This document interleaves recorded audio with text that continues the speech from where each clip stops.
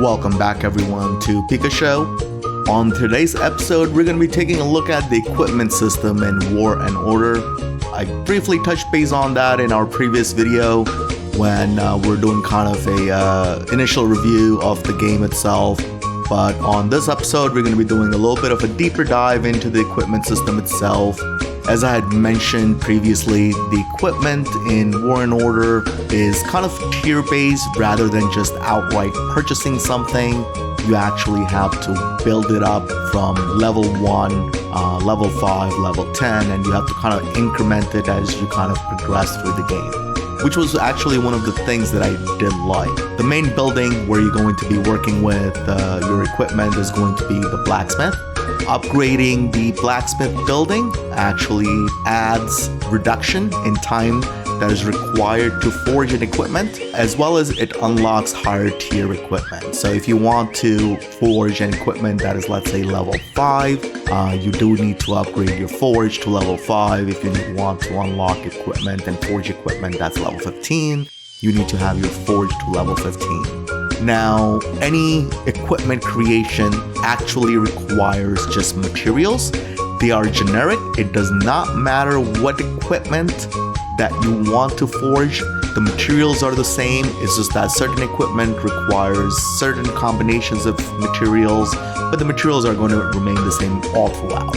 There's actually 5 different tiers of quality on the material. You've got your white, your green, your blue, purple, and the orange or the gold. Now, lower tier materials can actually be combined to create higher tier materials. It requires 5 lower tier pieces of materials to actually combine it to make a higher tier material.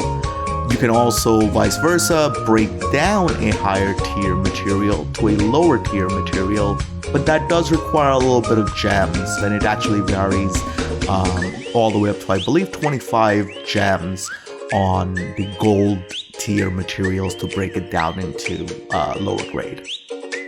With that being said, one of the cool features that I do like, you can kind of look at all the materials that you have. You can do quick combines as you're looking at in the video right now by just fusing the materials into hard quality. And it makes managing your materials a little bit easier because as you're progressing through the game, there's actually quite a lot of materials that you'll be collecting and you'll be combining to create higher grade materials. The other portion that I want to point out is when it comes to creating an equipment, the quality of the material that you use actually matters.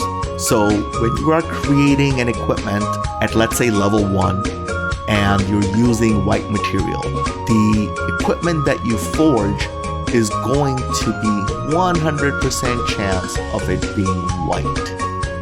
If you use a combination of different tiers of materials, it will actually take that into consideration and your percentages will be split across different quality.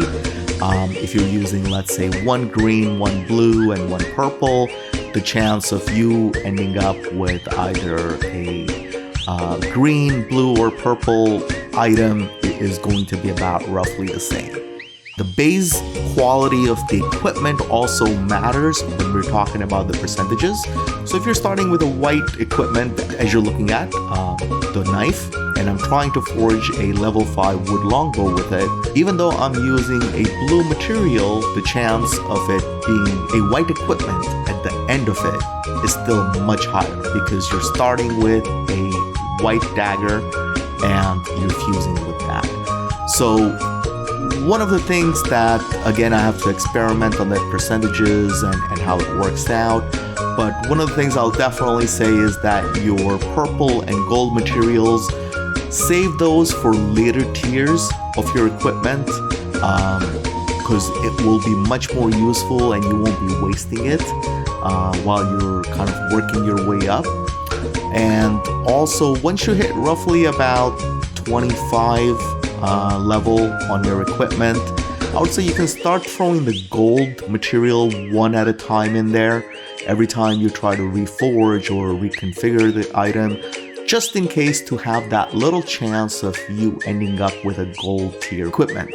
And I think that's probably the best strategy overall in maximizing your actual equipment, materials, and ending up with a higher tier equipment. There isn't really a reason to forge a gold, let's say level 15 equipment, because you're really going to be using it to, again, create new level equipment, upgrade that piece of equipment, and you're going to have to go through a lot of gold tier materials that way. So I would definitely say kind of hold on to it, wait until later levels of your equipment, so that way you're not wasting your gold tier materials.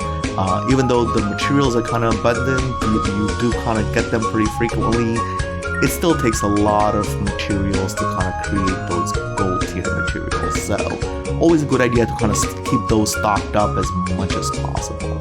Other than that, as I kind of go along and create higher tier equipment and see the differences between how the equipment stats complement with different strategies and builds in the game, I will create a video on that as well. But for the time being, thank you very much for joining me. Once again, don't forget, like and subscribe, and let me know if there's any specific topics that you'd like to cover. I'm still kind of learning the game as we go along as well.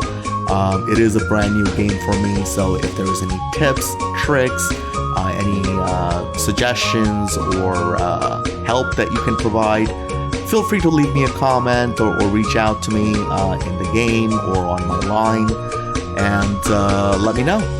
Thank you very much for joining us on Pika Show. Until next time.